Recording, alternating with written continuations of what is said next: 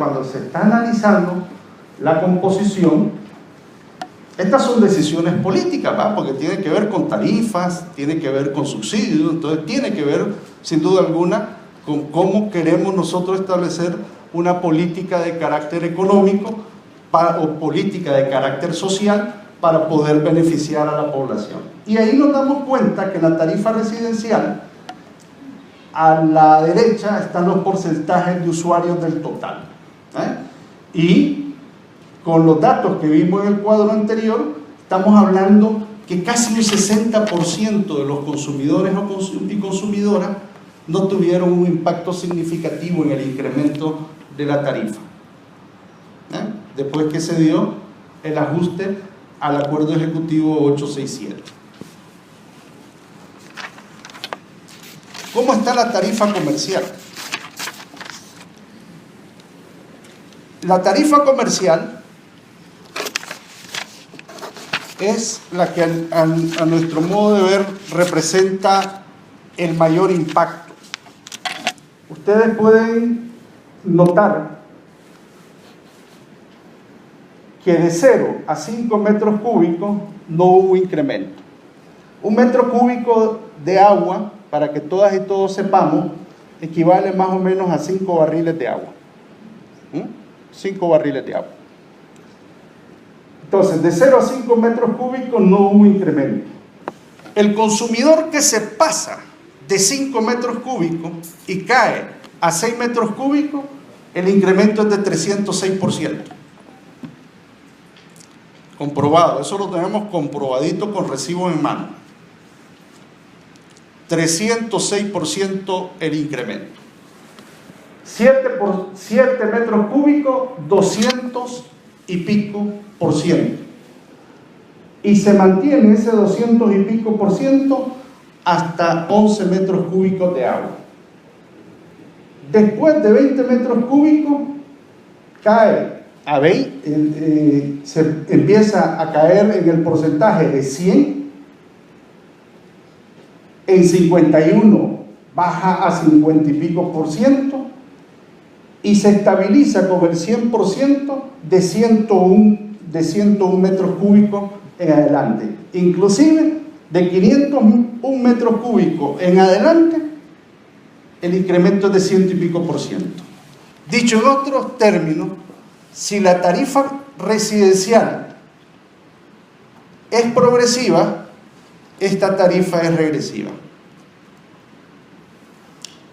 Es decir, el que consume menos paga más y el que consume más es premiado.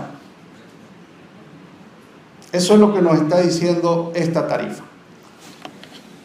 Invita a consumir más, además, a consumir más agua.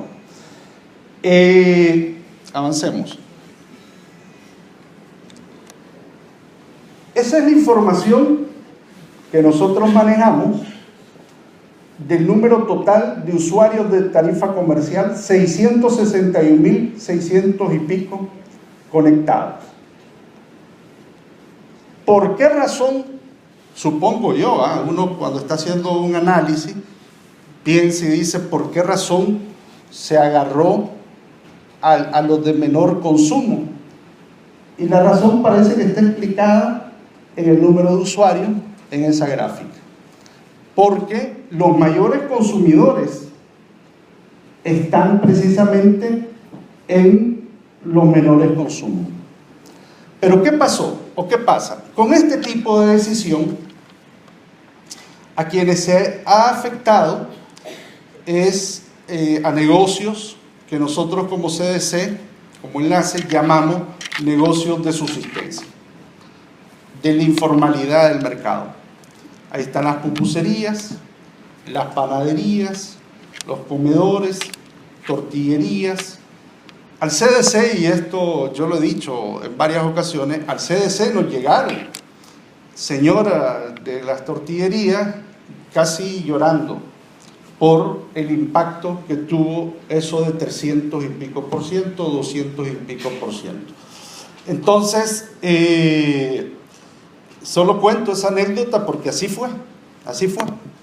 Y nosotros en su momento lo dijimos, lo señalamos y dijimos, miren, esta tarifa no es correcta, esta tarifa no es adecuada.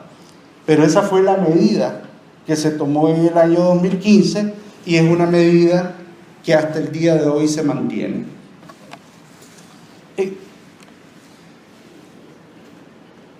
Seguimos. Ahí están los subsidios. Más o menos esa es la historia de los montos que se van subsidiando, a excepción del año 2017, que podemos ver que anda por 37 millones, pero es una baja porque al momento de la obtención de datos solo se tomó en cuenta el primer semestre del 2017. Pero el promedio de la inversión que está haciendo el gobierno en subsidio anda rondando en 70 y pico millones de dólares. De hecho, ha habido un esfuerzo, en cierta forma ha existido un esfuerzo de bajarlo, pero sigue siendo alto. ¿Ya? Estamos hablando de 70 y pico millones de dólares destinados al tema de subsidio. Siga, por favor. Los ingresos, la facturación que tiene ANDA en el plano de la prestación del agua, el mayor ingreso lo obtiene de lo que son por los particulares, representa el 80.9%, después le sigue el gobierno central, después le sigue las instituciones autónomas y las municipalidades.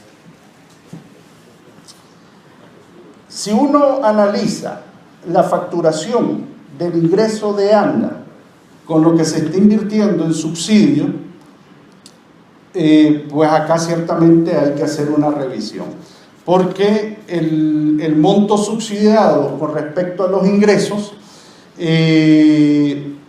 uno llega prácticamente a la conclusión de decir, está siendo elevado el subsidio, bastante alto, ingresos pocos, y aquí sí hay que empezar a analizar e hilar un poco más fino de cómo este subsidio se baja, o cómo se focaliza o refocaliza.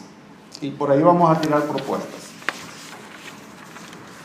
En el tema de protección al consumidor,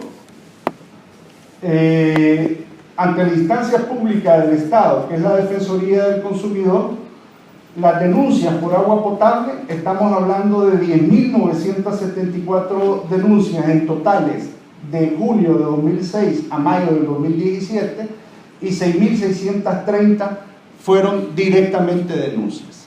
Es alto. De hecho, la institución más denunciada es la ANDA, como todas y todos sabemos, ¿va? Es la ANDA, pero aquí está. En el porcentaje de asesorías o de orientación jurídica, de hecho, los números son bastante altos, lo que se puede observar a nivel de los informes que ha dado la Defensoría del Consumidor. Entonces, como conclusiones de contexto, nosotros creemos que después, ya prácticamente de 60 años, creemos que se ha tenido pocos avances en el tema de atención al abastecimiento y la institucionalidad de la gestión del agua del subsector de agua potable y saneamiento. Es decir, vemos a una instancia que es ANDA, que ahí está, lleva años, y que no ha sufrido mayores modificaciones. Eso en materia de institucionalidad. Yo creo que esta es hora que se haga una revisión. Y por eso es que nosotros propusimos la propuesta de ley del subsector de agua potable y saneamiento, que la presentamos en el 2007 a la Asamblea Legislativa, conjuntamente con el Foro Nacional del Agua. Ahí está, en la Comisión de Economía, la ley del subsector. No se aprueba porque se nos dice que mientras no haya una ley general de agua, no podemos entrar a discutir la ley del subsector de agua potable y saneamiento. Pero ahora sí, algunos grupos se han puesto de acuerdo y en una sola ley que se llama Ley General de Agua, se pretende integrar al subsector de agua potable y saneamiento. Entonces, ojo con eso. Pero bueno, en reacción a esta falta de avance e institucionalidad, ¿quiénes han empujado algunas cosas en proceso? Las organizaciones de consumidores. Hemos empujado cosas. Las organizaciones ambientalistas que han estado trabajando con sistemas comunitarios de agua. Ahí hemos estado empujando este tipo de procesos. La falta de regulación no ha tenido adecuados mecanismos de atención a los consumidores.